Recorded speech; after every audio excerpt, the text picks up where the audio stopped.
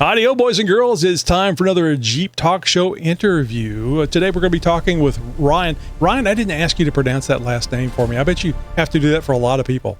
It's been my whole life, and it is pronounced Guay. And so really, that's easy. You usually have to spell it for people if they don't know the spelling, because they always say Guay or yeah. Guay, and that's French Canadian. Gotcha. So you'll feel a kinship here. My last name is McElroy. And I had a lot of trouble with that because people would replace the M with another letter in school. Oh, yeah.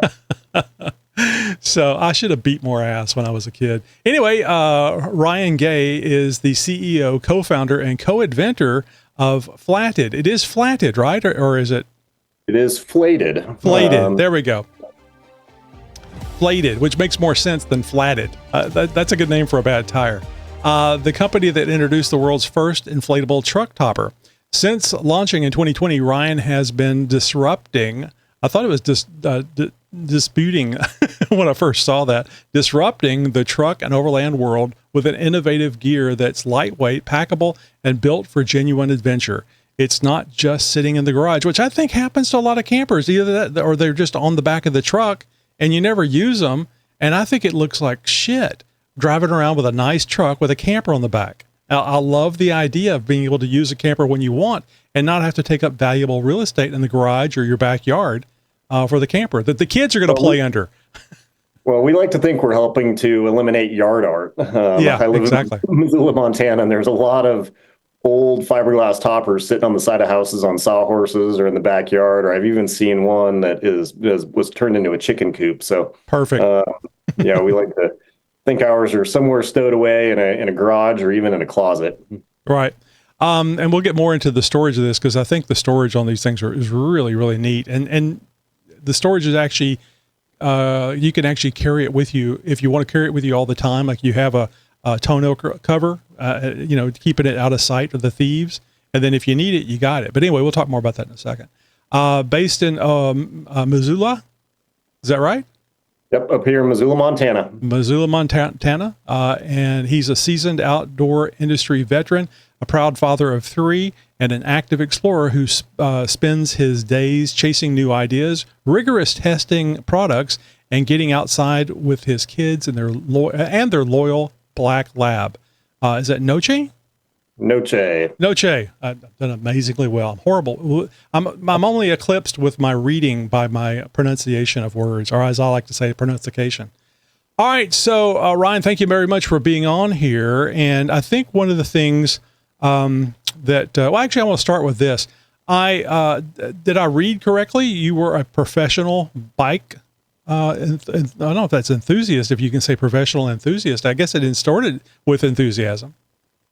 Yeah, I spent my early 20s as a professional road cyclist, racing here in the U.S. and abroad in Europe and South America. And it was a long time ago when I was skinnier and faster, but it was a really cool experience to see the globe and, race against the best guys in the world. Mm-hmm. I bet you the travel was really interesting, and seeing all the girls in those various countries too.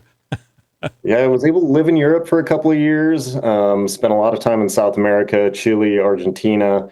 My favorite race I ever did was actually a 10-day race in Chile. And yeah, just beautiful country, big mountains, all the way from the coast to the Andes. It was an amazing time. I need to take some time and go back and visit one of these days. Mm-hmm. When you watched Forrest Gump and he was out doing that long run, did you kind of did that bring back memories of being on the bike? A little bit. It was, I think back on those times, and there was a lot of lonely, long hours training on the roads, so all around. So how did you get started in that? Was it just bicycling was something that you found fun, and then you decided you wanted to spend $5,000 or $10,000 on bike and gear and everything else so you could be a professional?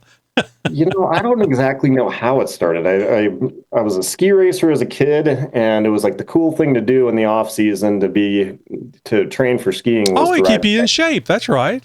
And so started with freestyle bikes to mountain bikes. Then I got a road bike, and I grew up in Boulder, Colorado, which is probably the endurance capital of North America. So there was a lot of local races and a local scene, and just kept on going and raced mountain bikes in college. And then that turned into a year abroad, which turned into racing against better competitors. And then next thing I knew, had a pro contract and was doing it full time. Mm-hmm. So, was this something, I mean, did you have to go into competition? Was it a goal to actually be a professional biker, or was it somebody see what you were doing and approached you? Yeah, I think at some point in high school, it definitely became a goal. Like any sport, you go through the local ranks, then you maybe do a regional race, then you do a national race, and then collegiate, and then it was just sort of all kind of. And a lot of the kids I raced with, they didn't make it. They were faster than me as a junior, but due to parental pressure or burnout or finding girls or something, they all dropped out. And it's hard. There's a lot of time. There's a lot of time you had to put into this practicing. A serious amount of time. I think the longest or the year I had, I think I put almost 30,000 miles on my bike. So good God, how many tires did you go through?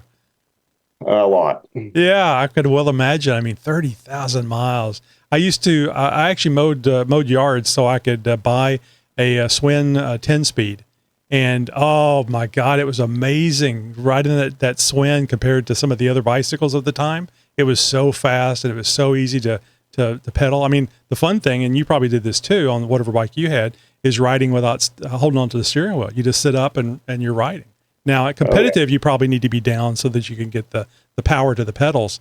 But that was fun. And I remember I could do turns, not sharp ones, but I could actually turn down another street just by leaning. It was a lot more comfortable riding. Well, the cyclist, you have to practice that for the first day that you win, so you can raise your arms. Exactly. I didn't think about that. I was by myself. I won every time. All right. So this is and I went and checked your site because I didn't know if you wanted to talk about this or not, but we got to talk about Shark Tank. So the idea for going on Shark Tank, was that to get money or to get excellent advertising? Because to me, the advertising is huge. It's nationwide. And, if you don't lose, I mean, you either get some money to help the company out or you don't, but you get that notoriety. You get the people watching it. Well, we were always a fan of the show. I've watched it for forever, and it was always inspiring, and the entrepreneurial spirit to think about one day, starting our own brand and doing something like that. And, we didn't even actually really aggressively go apply. We got sort of recruited to apply. Oh, nice. So somebody had, seen an article about our product, and they're like, "Hey, you should talk to so-and-so." And that started the application process, and which is very intensive. And it was kind of like coming off of COVID. So there was still a lot of, Hollywood COVID rules about, testing and everything. We were auditioning with all Zoom links. And, but yeah, in the end, it was huge for the brand when it aired in March of 23. We sold out of pretty much all of our whole warehouse and all of our product within about a week after airing on the show. So yeah, the marketing on it definitely helped. And it was just a good learning experience to, one, put all that stuff together to get on the show, but then also, just to think more in that entrepreneurial spirit. And, I think everybody that ends up going on the show binge watches all the previous episodes to make sure they know how to act when they're on the show. So, learning that, going through that process was a huge learning curve too. And, even now still it'll just sort of randomly rerun. We don't quite know when they're going to play now. But we'll just get on our analytics on our website. We have this big boost in traffic, and I'm like, oh man, our Shark Tank episode must be re-airing right now. Right, that's interesting. So yeah, I mean, they are a big stick in the entertainment industry, and they're pretty funny too. I think the critical question, and we'll have a link up to the video of all that's on YouTube. We'll have a link up in the notes for this episode. But I believe it was is it Monique? Was the young lady that was there on that episode and pregnant? Yeah, Monique is one of our co-founders. She is our CFO. We like to say she's our den mother that keeps the rest of us boys in place Right.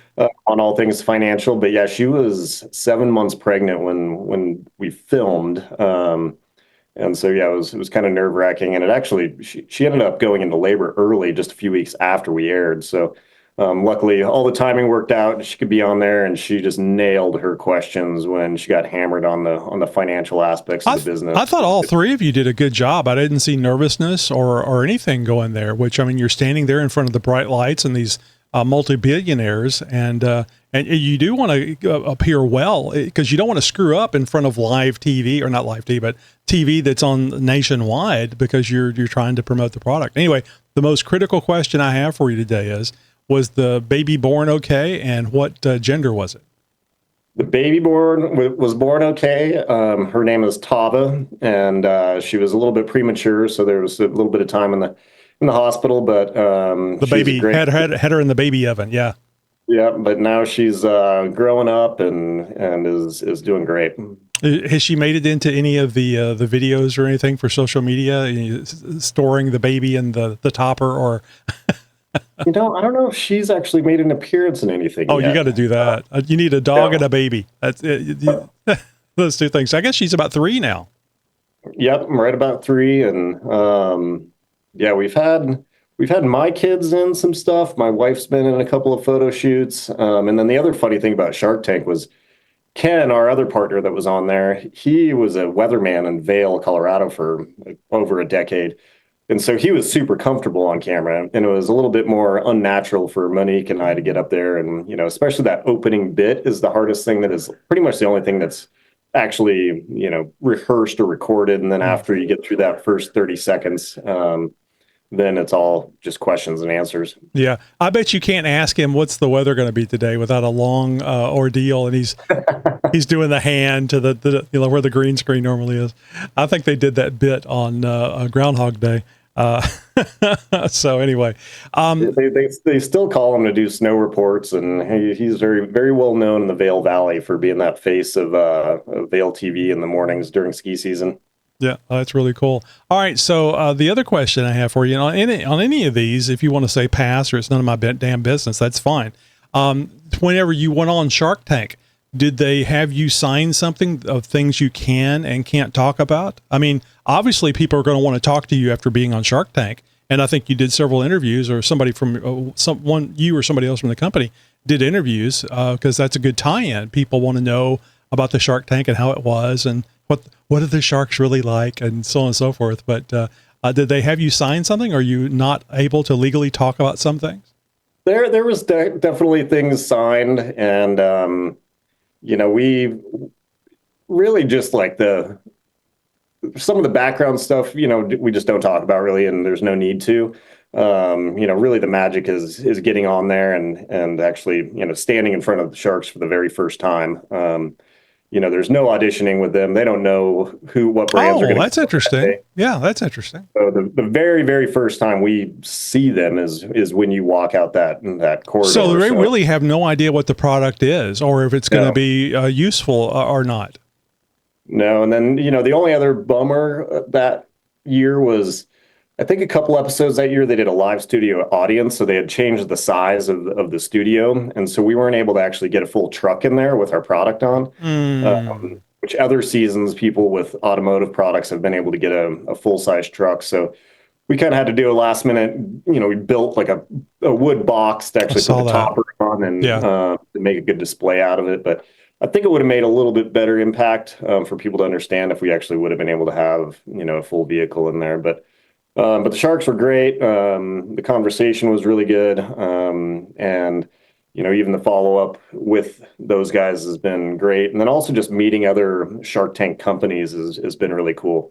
We kind of have a way that we're all connected, and we all bounce ideas off of each other and learn about different systems and programs people are using at other small brands. It's not like a PTSD group where you all get together and you talk about your pain on the Shark Tank, right? And make yourself feel better.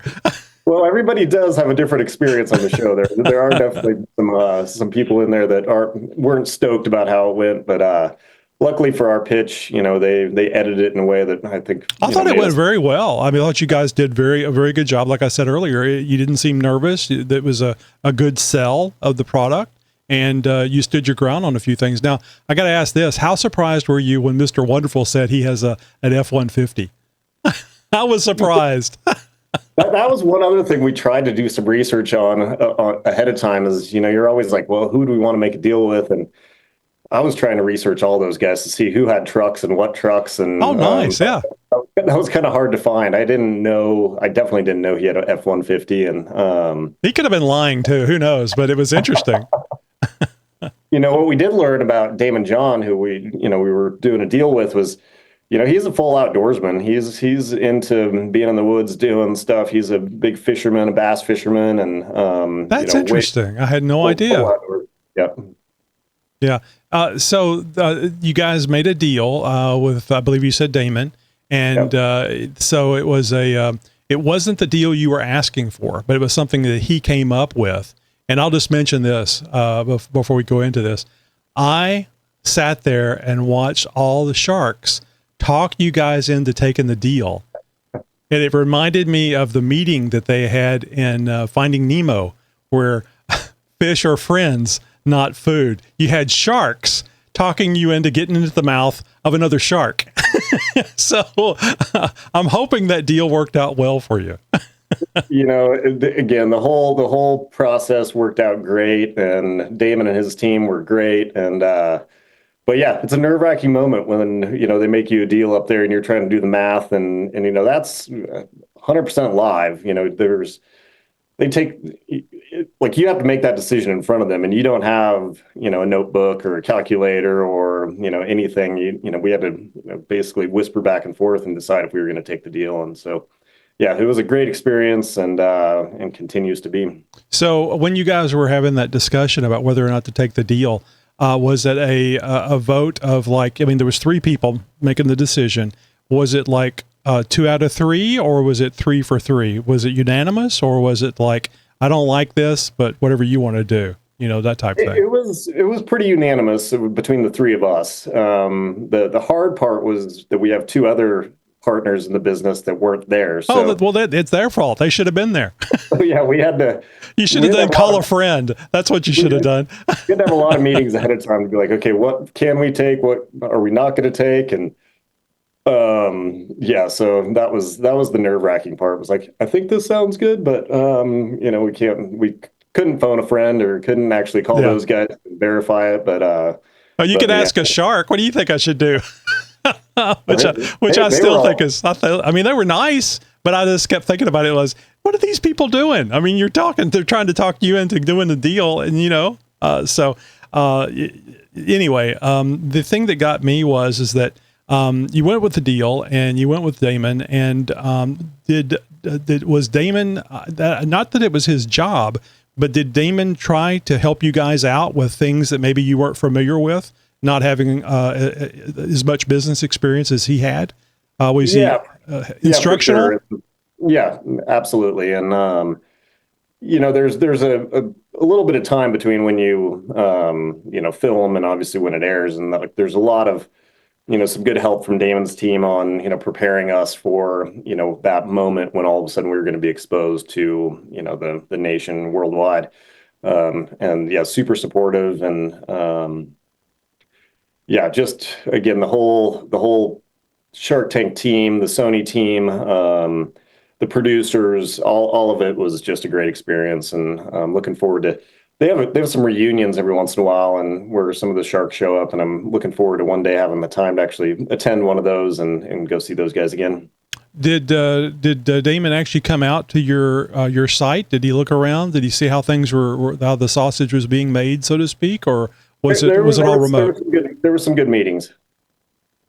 Good. Yeah. And I think it's important. I mean, I don't know how much business experience you guys have. You may not have wanted anybody meddling in it, but I would think that it's not just a cash transaction between you and the shark. It's like you get some help. I mean, it's in their best interest, I think, to help you make more money to get your product out there. But it doesn't mean that that's what happens, and that's one of the reasons why I was asking about it. All right. So overall, the whole shark experience was a pleasurable one. It sounds like it helped your business, and it still helps it even today, 3 years later. Like you say, when reruns go, I mean, you can't buy. I mean, you can buy advertisement like that, but good Lord, it would cost a lot of money to have that kind of advertisement. Yeah, we like to think we have like a 7-minute infomercial living out there on Hulu and obviously the reruns. And so, yeah, the exposure was out of control. And we had already been doing really well, and we had already gone kind of viral on some social media before we aired. So things were trajecting in the right direction, but the exposure of being on the show definitely sped that up and gave us a little bit more of a hockey stick growth that year than we probably would have had otherwise. So, and I don't know how I really don't know how business works really. But did you ever get approached by any of the other sharks that maybe they wanted to invest retrospective of the show, that they wanted to invest in your business? Not necessarily, but that exposure definitely opens up the door for all sorts of random inquiries coming in. I bet. And it's hard to weed through it all. My LinkedIn account every day is just a mess of, people reaching out, asking if we're looking for investors or if we're selling the company, or it's just like it's kind of a nonstop dribble of stuff that it's hard to even weed through. I feel so bad for you. One day I'm going to be popular and I'll understand. But it's like anybody's inbox now. I'd say 90% of it's probably, kind of scammy. But some of it's pretty worth looking into. Well, But, it's the what you have to pay. I mean, really, you want the notoriety, you want the popularity, but then you have all this other half that goes along with it, or 3/4 of what goes along with it. We're starting to get PR firms contacting us about doing guest interviews. And I have to come up with a nice way of saying, I don't see that there's a Jeep involved in this interview, which is really the only thing that we care about. Is the only rule that we have. It needs to be some Jeep. And I don't care if it was somebody's grandpa that had a Jeep that they rode in, in 1954. That's a Jeep part of the story. So I have to think of a nice way of telling them thanks so much, because it's a PR firm. They may run across somebody that has a Jeep and want to be on our show. But it's nice. It's nice to be contacted for a change instead of us having to chase people down. All right, so we've talked a lot about Shark Tank, and I know people would be really excited about that, especially fans of the show. I've never seen much Shark Tank. Actually, I don't watch much network TV, but I have seen clips, TikTok and so on and so forth. I did enjoy, I watched the entire segment for you guys, and that had to have been, there was a possibility that nobody wanted to make a deal with you. And when you guys were walking out of there as a group, you had that somebody make a deal with us. I mean, it didn't have to be the deal you wanted, but just it was a positive. Somebody liked your product enough, believed in it enough to make a deal with you. yeah, no, that was insane. And then, there's a little bit of a moment like right before it comes out that you're like, wow, I just hope that, because again, you don't get to see it at all. How's it going to be received? Yeah. You don't get to see it, and it's edited down from the amount of time that you're on there. And about 24 hours before we knew we were going to air, I had this like panic attack going, man, I hope they don't make us look like total jerks up there. Right. But no, luckily, the edit came out good, and they beat us up like they do with pretty much all the brands up there. But yeah, again, it's been great for us. Okay. So let's get to the product. I mean, I assume the whole reason you're here, and I appreciate you going along with these other questions that I had, because as soon as I saw the Shark Tank thing, I went, oh, this is going to be great. I can come up with all kinds of questions having to do with Shark Tank. So the Flathead product, and I think you have several products, but I forget what it was at the time. The young lady said that the best seller, I think, was the camper that you guys are saying. I think that you guys really like I think you call it the topper, which is just kind of like something you put on top of vehicles or Jeeps, or like where you would have a rack. And now you have something that you can carry things on top of your vehicle. And then when you're done with it, you can deflate it and store it in a bag or something, right? Yeah, so when we launched, we had 3 different products, and one was the truck topper, the air topper, which we're most known for now and is our best seller. Then we have the Air Carrier, which is an inflatable rooftop cargo box that'll go on pretty much any vehicle. They do great on Jeeps because Jeeps aren't that famous for interior space. No, not at all. And then we have the Air Deck, which the Air Deck goes in the back of a truck bed, gets you above the wheel wells, still with storage underneath, but makes a platform for either sleeping, organization, or whatnot. But yeah, there was a big debate between us founders originally on if it was going to be the Air Carrier or the Air Topper that was going to be the most universal, and half the group thought the Air Carrier, namely the people that didn't have trucks.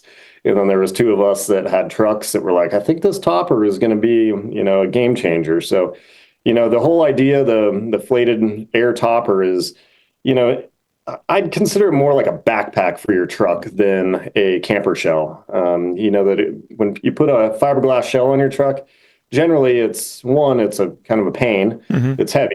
It requires a bunch of bolts and tools and some storage space. Ours can install in just a few minutes. It's less than 60 pounds for any different size, so you can install it yourself.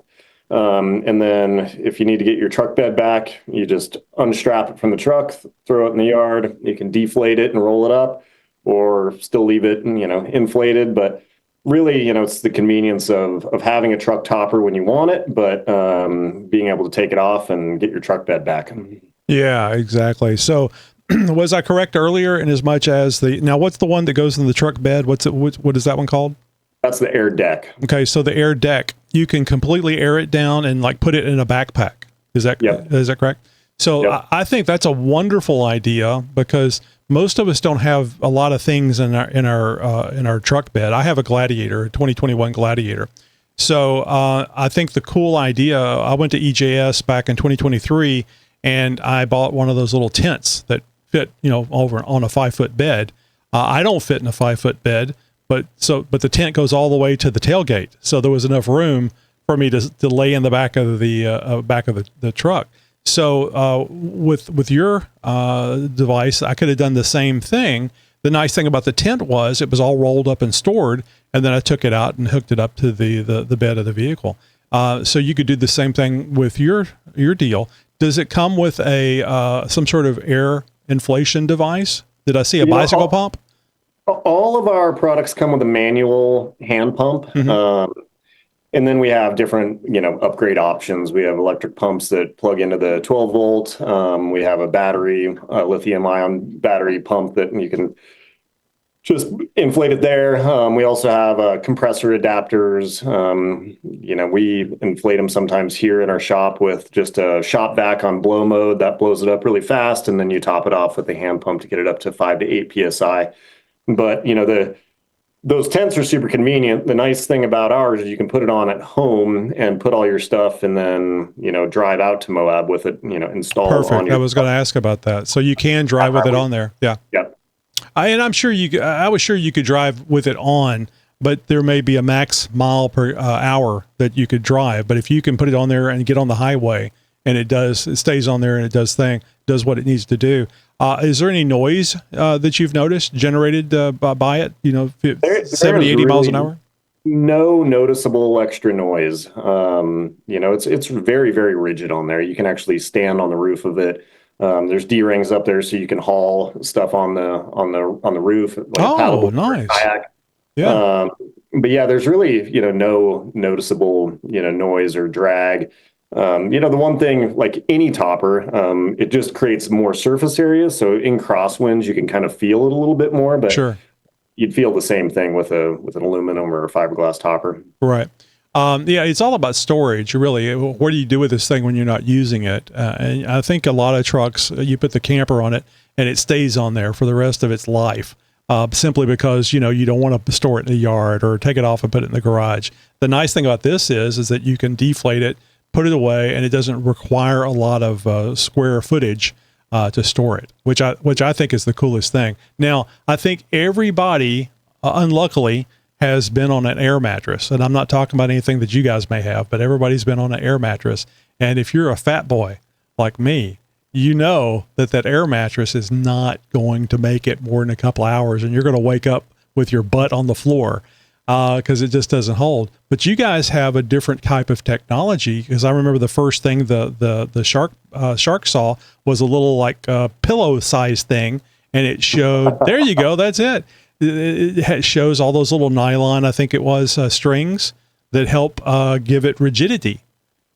Yeah, so drop stitch inflatable has been around since the 50s. It was actually Goodyear developed it and made an inflatable airplane out of it. You can actually Google the inflatable plane and find some really wild videos of them test piloting these inflatable winged planes.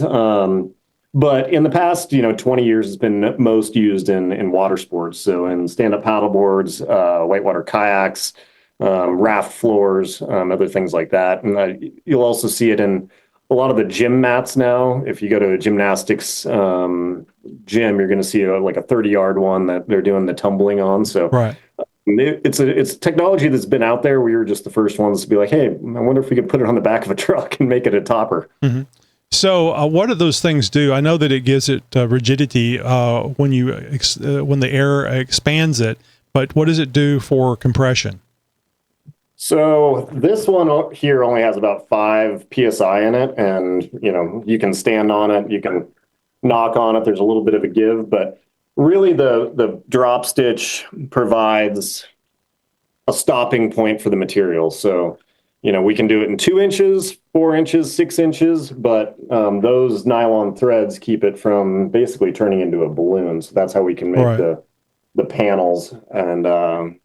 And some, we did some new stuff with it as far as like putting bends in it and making, some more shape out of it than you would see in obviously just a sort of a flat paddleboard. But that's the industry that my co-founders and I came from, is the water sports industry. So we were familiar with the material and paddleboards and kayaks and knew some of the suppliers. And so that's kind of part of where the team came out of and how we developed the idea. If I remember correctly, on Shark Tank, you actually stated that the paddleboards and stuff are almost exclusively this drop stitch technology now. They don't have the big physical ones. They have them, but they don't sell as many of them as the inflatable. Yeah, it just makes so much more sense for the everyday or I would say the recreational paddleboard user, because you can store away easy. It's easier to travel with, and then it's also a lot more durable than a fiberglass board. So for lake houses, rivers, these can bounce off of rocks really easily and don't crack like a fiberglass paddleboard will when you slam it into the shore. Mm-hmm. So you guys have, and I apologize, I don't know the names of the products. What is the camper one? Is it the you say the air topper? Air topper. So you got the air topper. What is the cargo one that goes on top? And I think that the cargo one is brilliant because you don't have to have a truck. All you have to do is have a vehicle with a flat surface on top. So that's a much bigger market. Although there's a lot of trucks, that's a much bigger market. Yeah, the air carrier is super useful, and like I said, we've done really well with it in the overland Jeep space because of again, Jeeps not having much storage space inside. But same exact idea. Rather than putting a full-time, plastic or, composite box on the roof, this you put on right before your trip, you use it. And then when you get home, you can just deflate it and put it away. And what's funny is we do a lot of in-person events. We do all the Overland Expos. We were down at Easter Jeep Week. And a lot of events we'll actually just fly and we'll check a topper and an air carrier on the plane. And we get there and we'll rent a Turo rig and throw it on. And then we go and we have our show truck there. So we don't have to drive our personal trucks cross country all the time. And but it does show that, I'm pretty confident that we're the only ones that has a truck topper that you can check on the airplane. Yeah, exactly. So you got those two products. If I remember right, it's been a few days since I looked at it, but you guys have more than 3 main products, right? You have like an inflatable table, if I remember right, and a few other things. A mattress? We have a couch, a love seat, chairs. Yeah, and that was the amazing thing. It was these things that was like, what? This is nuts. This isn't just a mattress. This has got multiple shapes to it, which is the stitching that you're able to do that. Well, it's funny because the furniture was all a kind of an accident. We exhibited at SEMA for the first time 3 years ago. And, as part of dealing with the SEMA show, you have to, rent their carpet or flooring. Oh, good God. And so expensive. Which was always a racket. And so we had this idea that we were going to make our floor inflatable so we could park a truck on it. Because, again, like your comment earlier, everybody's always like, oh, man, my Walmart air mattress popped. So we wanted to show why do I want to buy this? I've had an air mattress before. Yeah, that's one of the reasons why I don't bring it up, because this isn't your standard air mattress. we wanted to show that you could park a mid-sized truck or a full-size truck on that material for the entire SEMA show. And then our designer, Dan, who's also one of our co-founders, he started getting even more creative, and he's like, well, we need a meeting space. So he designed these chairs and a table.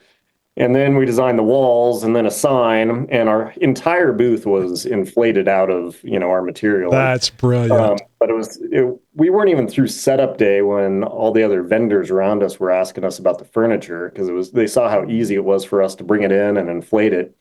And so I was calling Monique, our CFO, and I'm like, you better add this to the price list. I think we're actually going to make these things and sell them. So, we didn't come into this intentionally being a furniture company, but it's a fun extension of the brand. And if you go to any of the Overland shows, you're going to see our couches and our chairs and a lot of the other brands' booths now, because it just makes it super convenient to, throw it all in the back of their rig and then get there, inflate it, and all of a sudden you have a whole living room. Mm-hmm. So if you're going to SEMA again this year, I would request something that you make a porta potty and put the Jeep Talk Show logo on the door. But the problem is cleanup would be the problem. Yeah, we've had so many crazy ideas come through since we launched, and that one's come through a few times, and I'm like, I don't want to have maybe just the toilet. That way, if the toilet's out on the open, nobody's going to use it. I mean, somebody will, but I'm saying, it's less likely that people actually go in there and use it. That'd be pretty funny. All right. So anyway, we mentioned two. What's the third? You have three main products. What was the third main product? The air deck, the air carrier, and then the air topper. And then the biggest change since we've launched is we only had 3 sizes of air toppers when we first started. And now we're up to like 37 different options, I think. Oh my God. And we've had to get a lot more vehicle specific. So, we have like a Gladiator specific size. And then we have 2 versions. We have one, which we call our cap, which is more of a cab level topper. And then we have our mid-rise, which, kind of extends about 6 inches above cab, and it allows a little bit more headroom. For the Gladiator, we just have the cap, but it's the hardest part is keeping up with all the different sizes and knowing what we can sell and what we shouldn't waste our time on. Right.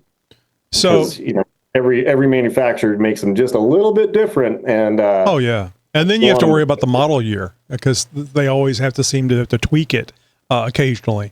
So the thing I see is, like, for the Gladiator, that's pretty cut and dry. I think. I don't think there's been many changes. You can correct me on this. So the nice thing is really for the other Jeeps, the Wranglers. And I don't guess it has to be Wranglers either, because I would assume you can put the topper on anything that has enough flat surface. The air carrier will go on pretty much any of them. We've definitely had some requests on some other Jeep stuff, so there might be some stuff in the works there, but some more Jeep specific things. And then the other thing that we're excited about this year is we're actually in the Mopar affiliated accessory program. So at every Jeep, Ram dealership in the country, the parts department can actually order our stuff. You can bundle it into financing when you're buying your rig. Yeah, JPB. And that was a big deal for us as a small brand coming from the outdoor space, and trying to figure out how to weed through the big 3 in Detroit and how to get into those programs, which has been which has been a lot to figure out, but we're excited to say that we're now in the Mopar catalog. That's very good. And that also, and correct me on this, but that also means that when you go to buy your Jeep, you can actually buy some of the JPP stuff to go along with the Jeep. So you can actually get it when you get your Jeep. If you know you're going to be camping, or you know you're going to be carrying stuff on top of the Jeep, you can do that. Now, the Wrangler and the Gladiator, as far as this goes, can be hard top or soft top. Will the topper work on either? I mean, obviously not the truck one, but for the Wranglers to have soft tops, and you want to put the topper on it, will it still? Can you still tie it down? Yeah, you can, and we've seen some really cool setups with, our traditional mounting system for the air carrier. It works best if you have some crossbars, but also the Jeep bars actually can work really well for that too. And then we have a bunch of accessory D-rings on there where you can kind of get a little bit more creative on how you tie that down. So we have seen it work on the soft tops and the hard tops. And I think that's important because some people are really big soft top people. Some people are big no top people. And I would assume actually no top would probably make it easier to tie the topper down to it. Yeah. And what's funny is on the Gladiator, one of my buddies here in town in Missoula, was the first test, guinea pig when we were sampling the Gladiator topper. And I put it on, it was looking pretty good. We made some tweaks since then, but then immediately it was summer here and he took his top off, but then the topper was still on the back. And he wanted that because he has a lake house up at Flathead Lake. And so he'd drive up with the open top, but then all of his, groceries and everything were in the back, covered by the topper to get up to the lake for the weekend.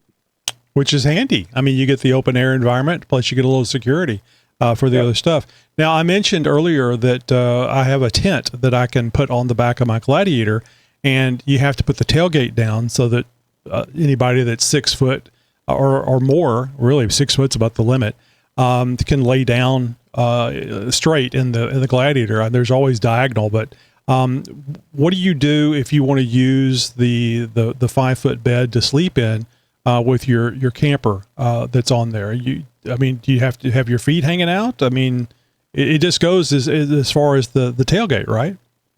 Yeah, it only goes to the tailgate. We have a Flathead owners group on Facebook that is, just a group for, people that have bought our stuff. And we've seen some really creative stuff from our owners out there using some of the existing tents, using some more, I would say, DIY'd tarp systems, and then we're exploring a few different accessories to actually make that a little bit quicker and easier and fitting a little bit better with our toppers. We just launched a new back window, which previously our window and the window that comes with every topper is a tinted vinyl, so you can just roll it up just like a soft top Jeep window. All right. But now we actually have an inflatable framed back window, so it opens a little bit more rigid. And that's nice for people in colder climates like up here in Montana. But what we've also found is that allows you can strap it with the D-rings straight upright, and it's rigid enough where all of a sudden now you're covering the tailgate. So now there's just some things we need to cover the sides, but definitely a work in progress. And like I said, we've seen so many creative ways that our owners have kind of figured it out how to do it. And surprisingly, a lot of people still do sleep in a 5 foot truck bed at an angle, like you were saying. You can always put your knees up if you have to, I guess. So I think on Shark Tank, and I apologize for not remembering the names of these things, but the carrier that goes on top of vehicles and stuff, it had clear side panels. The clear was only for the show, right? So that you could demonstrate what it was holding. Yeah, that was just for the display at the show. It actually has, full fabric sides, zippers on both sides, so it completely closes it up. Yeah. I don't want people going and looking at the video that we'll put up and go, I don't want to see people seeing all my stuff. I mean, men are going to know, I can't have this. My wife doesn't want anybody to see how messy we are. Yeah, no, you can't see anything in there. And, the zippers have a water resistant cover on them. And so it keeps your stuff dry and yeah, it's super easy and fast and has a lot of cargo space up there. Actually, we have 3 different sizes of them. But in our large, man, you can haul way more stuff than you would need for a weekend up in there. Mm-hmm. Yeah. Well, that's what you learn when you're going out. You probably experienced this too. You take everything and your mama, and then you realize that 90% of that stuff you don't need. Yeah. But that's the fun. That's the fun of learning. All right. So I think we've covered it. I think we've covered all the stuff that you have. I thought it was really cool that you had additional things like the couch and those other things, because I think they're useful, but also too, I think they're a bit of a novelty, because I could see going out someplace like EJS or something like that, setting up camp, and people are looking at what the hell is that? Is that a couch? You know, and then the big guy gets on it and goes, damn, this thing holds me. We started taking them to the University of Montana football games last year for the tailgate parties. And immediately our tailgate was like, people were all like gathered around, and they're like, what are these things? And, you know, halfway through the year, all of our neighboring tailgates all had them. And, but yeah, it raises the bar of comfort and I would say bouginess if you actually, you know, bring them to camp. But I'd say, you know, the best use case scenario for our furniture, honestly, is, you know, seasonal outdoor, you know, either pool or patio or lake furniture, where you can put it up for the summer, and then, you know, winter comes around, you can deflate it, throw it in the shed, and it's protected for the winter. Mm-hmm. Now, I have a very sad situation that came to my mind, especially with the camping spot that we chose in 2023 at EJS. It was right next to a major cliff and all these beautiful mountains, if you will, where we could see out onto the thing. But I could see a situation where a breeze comes up. My couch!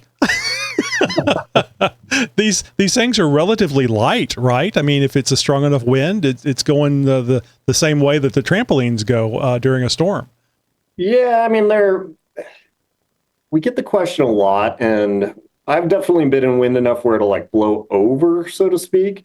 Surprisingly, we had them out at King of the Hammers 2 years ago, and they were out in the overland space, and the wind came up and the rain, and the way that they're shaped, if you actually just turn them so the air is going through them, they were actually staying upright just fine because the air was actually traveling through them. But we do offer some stick-on D-rings and some other things to tie them down if you wanted to tie them down to your dock, or if you wanted to stake them into the ground. Well, you could just use tent stakes, right? Yeah. That's interesting. You know, same as any camp chair. I'd say ours probably is a little bit heavier, so that you're probably actually better than some of them out there. But yeah, in the right wind, you know. Mm-hmm. Well, I mean, it has a little weight to it because of the thickness of the material and all the threads that are in there. I'm sure give it a little bit of weight, but I could see that as being a concern. Buy this thing, and then it's down in a canyon, and I ain't ever going to see it again. I mean, I could fly a drone over it, take pictures, but. All right, so this is the website is flated.com. I want to say flatted so bad. Flated.com, so flated.com. Go over there and check it out. I think you'll be really impressed with it. I was. And the biggest thing I like about this stuff is it's not permanent. I mean, I know the fiberglass tops aren't permanent either, but they're a nuisance as far as storing them and people seeing them. And the wife asking you, I thought you were going to put that on Facebook Marketplace. I'm tired of looking at it. All right, you don't have that with this situation, you know, but you have something that's nice and strong and reusable many, many times. Oh, do you have different colors on these items, or are they all the same color? You get gray, or gray. Yeah, it's like the Henry Ford thing. Yeah. Yeah.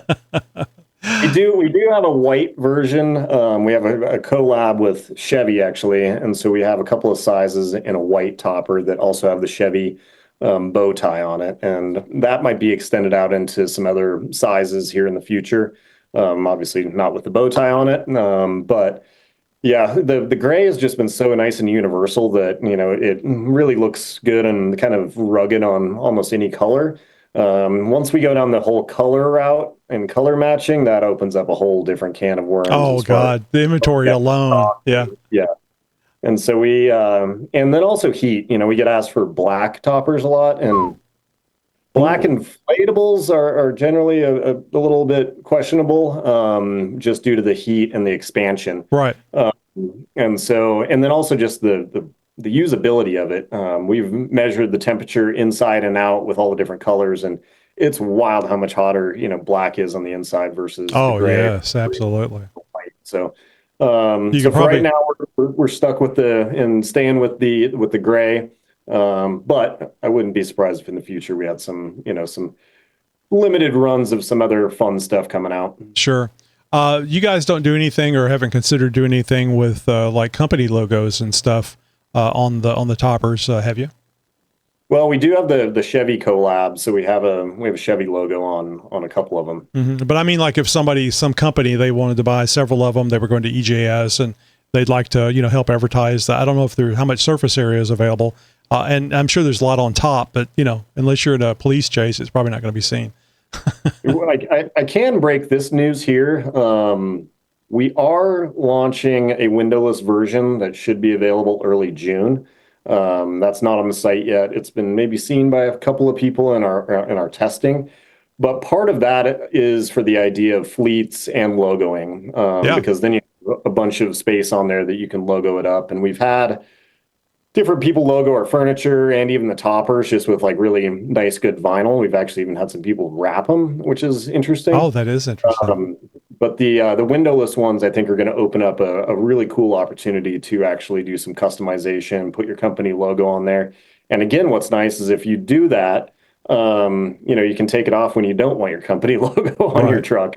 My uncle was hitting me up. He's a realtor in town here, and he's like, "Oh, I'd love to have, my name on the side sometimes, but I don't want it on there all the time. And so it'd be perfect if it was on your topper, and I could just throw that on my truck for showings and different events." And so, yeah, take a look for the windowless versions coming out in limited sizes starting in June. Very nice. And I think that would be really handy. I can't see it being a massive seller, but something I could see how companies wouldn't mind having. Also, too, I've always heard that you never want to make eye contact with a realtor. Have you found that to be true? Probably. I have a lot of. I can't believe he doesn't want to advertise all the time. I have a lot of family in real estate, so I got to be careful how I answer that question. Yeah, well, you know what I'm talking about. We'll leave it at that. Including my wife. Yeah. Well, we'll leave it like that then. All right. So, you know how the kids love the social media. I warned you about this ahead of time. Where can we find Flathead on the social media? I would imagine everywhere. I think pretty much everywhere now. It's just, at Flathead. If you just type Flathead, you're going to see a lot of fun videos on Instagram, TikTok. It really shows the vibe of our company. We like to have some fun with, I would say the trolls and the haters online that are like, "Hey, that thing's going to pop." So we'll go out and do durability videos, and we've shot the toppers with slingshots and BB guns, and we've dropped asphalt on them, and we've drug them through fields, and just to show, the durability for, everybody to see. And then also our YouTube channel has a lot more, in-depth, longer form content, and a pretty cool series on there with my co-founder, Ken, who he just travels nonstop and creates all of our content. And so there's a whole series there of his road trip adventures going around the country. And one of the most interesting ones to watch was from last summer.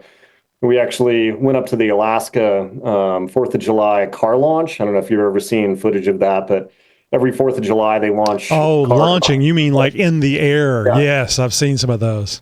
And so we bought a $300 truck in Anchorage, and we threw one of our toppers on it, and you go to the top of the hill. And unfortunately, I couldn't make it, but Hannah, our employee, and Ken were there to document. And they empty the gas tank, they cut out the catalytic converter, they cut out all the windows, and then they launch it off the cliff. And we did that with our topper on the back as a little bit of a marketing stunt. Mm-hmm. But so yeah, take a look at the YouTubes and the Facebooks and the Instagrams, TikToks. I think we pretty much have them all. And then we even have a Pinterest page, which is interesting because we've created a catalog there of all of the different fitments of every different truck, color, everything on there, so people can go and like try to really visualize what one of our products would look like on their truck, specifically model year and color and all those things. Do you guys get much? I'm sure you get some bad winter weather, but do you get anything like hail in your area? Yep. Have you guys thought about making a hail protector for your vehicle, a windshield and the sides and stuff? We've definitely talked about that. There's a few people doing some interesting stuff with inflatable hail protection, but we have seen, and we've gotten some videos, and I've actually seen it with my truck right out in front with small hail, it bouncing so high off the top. There's definitely a little bit of a bounciness to the material. And so it's crazy how high actually the big hail will bounce off the top of our material. So it would be a good protector. It would be horrible if somebody was injured from a ricochet, or your house took damage from a ricochet. It's like no matter what you do, there's always something you got to pay for. It's just it's something that unintended consequences.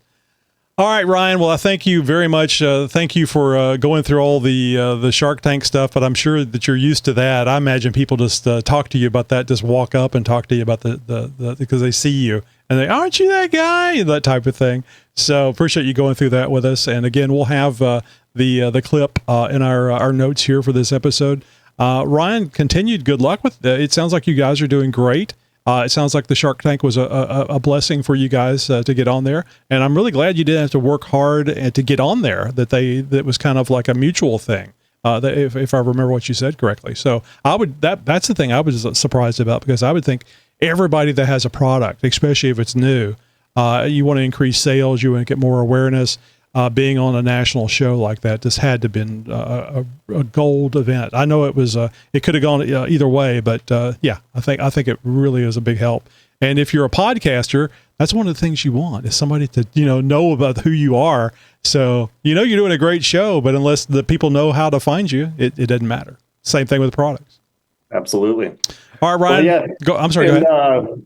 No, I just wanted to mention, I mentioned it earlier, but we do a lot of in-person events. And we have an events tab on our website where you can see where we're going to be next. We're going to be in Austin, Texas this weekend for a Power Sports Overland show. We'll be at Overland Expo in Flagstaff next month, probably in the Pacific Northwest, Colorado. But yeah, come see us. It's going to be one of us. We are really behind our brand. One of us founders works every single show. So come up, say hi, and we'll show you our stuff in person. So you'll be at SEMA this year? We will be at SEMA again this year. And you were at EJS. Is it in the plans to be EJS again next year? Yeah, that was the first time we had really gone officially. And we had a great show. I wasn't able to make it, but Hannah and Ken were down there. And the feedback I got was I should have been there and I shouldn't miss it next year. Yeah. Oh, I don't know if you've been to Moab before. It's like another planet. I mean, I know Montana is nice too, but to me, especially being down here on the Gulf Coast, it was radically different. And I didn't ask, Jeepers love stickers. Do you guys have stickers for your product? Absolutely. We got stickers and yep. All right. And does that come with the item whenever you purchase it? It doesn't. We're actually about to start adding those, but if anybody wants a sticker, just hit us with a message. We'll put them in an envelope and send them out. Very cool. All right, Ryan, thanks very much. Have a great day and appreciate your time. I appreciate your time. Thank you. Have a good weekend. You're my friend. You're my new friend.